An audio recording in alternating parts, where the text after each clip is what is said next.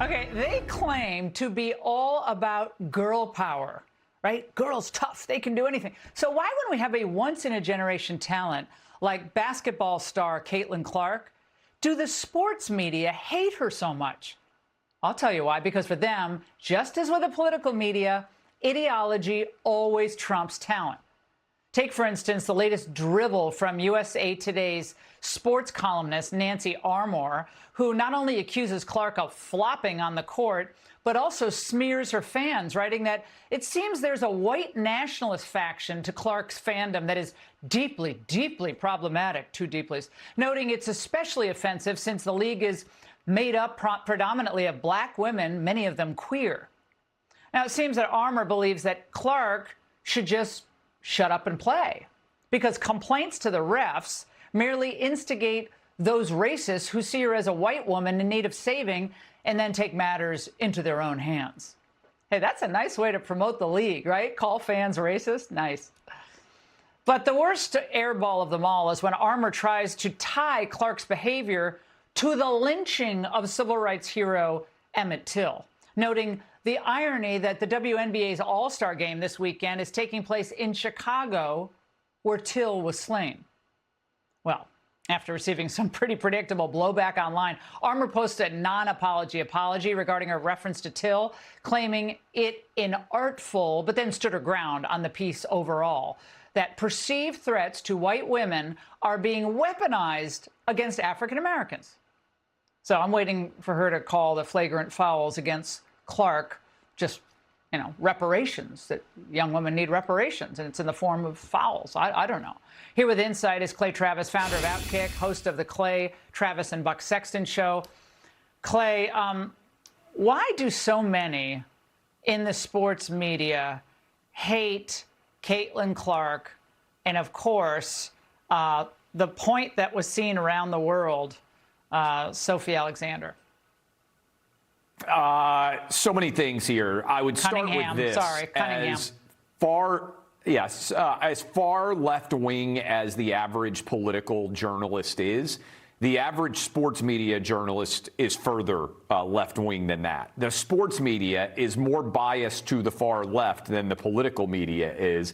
And so within the prism of identity politics, which is all that left-wing analysis can exist within, as a straight white woman, Caitlin Clark is a threat to a lesbian black league. And so everything that she does cannot stand alone, as it should in all of athletics, where the best man or woman, not the best man pretending to be a woman, thank you, Sophie Cunningham, for saying it, should win. Right? And Caitlin Clark right now is one of the best players in the WNBA, and she's straight and she's white, and the league is falling apart as a result. If Caitlin Clark had the exact same talent, but she were a black lesbian, she would be celebrated in this league. Everyone would be in love with her. They wouldn't punch her in the throat. They wouldn't be writing that she's encouraging white supremacists to lynch basketball players, which is effectively what that moron at USA Today said. And so Caitlin Clark, by merely being straight and white, has broken what is otherwise a far left-wing league. A league, by the way, that has been propped up by the NBA for 30-plus years and would not otherwise exist if it weren't only made up of female players. Yeah, that's why it's called the WNBA. Yeah. Well, Clay, what percentage of her team's revenue would you guess that Clark and Cunningham bring in? It's got to be significant, correct? Yeah, 90%. Look, I've said it before, Laura. I'll say it on this show. I think Caitlin Clark should leave the WNBA and start her own league, a league that would pursue basketball excellence no matter what your race or your gender was. I mean this. I think that Caitlin Clark is more valuable than the entirety of the WNBA right now. If she left and started a new league with about eight teams and took all players all over the country who just want to be excellent and don't want to have a political league, I think it would be more valuable than the WNBA overnight. Heck, Laura, I would invest. I bet Fox would. And I bet a lot of people out there watching right now would buy tickets.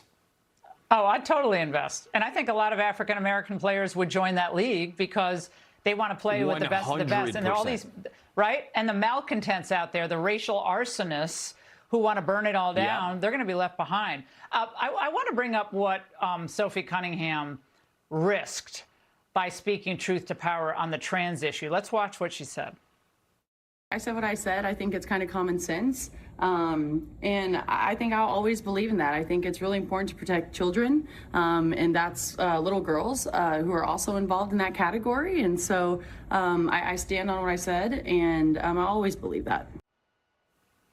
Clay, again, that's a courageous stance. They're talking about it's courageous for, black lesbian athletes to say this or that. But I think it's courageous to say what she said, sadly, just to stand up for women in sports. Yeah, and it goes directly to what she does for a living. She's the anti-Megan Rapinoe. She's saying to all the little girls out there, you can grow up and be me, and you need to be protected from men in your locker room and boys trying to play your sport and take your spot. And I encourage everybody out there to support Sophie Cunningham. I love when she was grilled about this by the reporters covering the WNBA.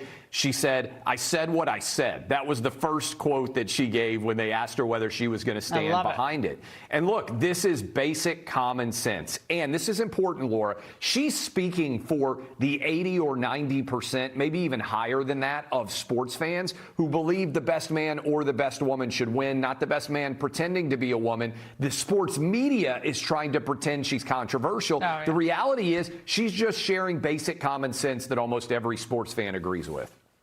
I mean, Clay, there is a woman who the left-wing sports media holds up as the model, right? There is one woman they hold up, and it's Megan Rapinoe. That's the model they want young girls to follow. Okay, that's it right there. The pink hair and all. Yeah, and remember, Clay, Megan Rapinoe, Laura, her team lost 5-2 to an under-15 soccer boys team in Dallas, Texas. 15-year-old boys under 15 in Dallas, Texas, better than the U.S. women. Megan Rapinoe wouldn't have a career if a lot of boys decided to put on wigs and pretend to be girls for the U.S. women. Well, let's do it. Let's put her to the test. Clay, thank you as always. And coming up. Be sure to like and subscribe for all the Fox News latest on YouTube and catch full shows streaming now on Fox One.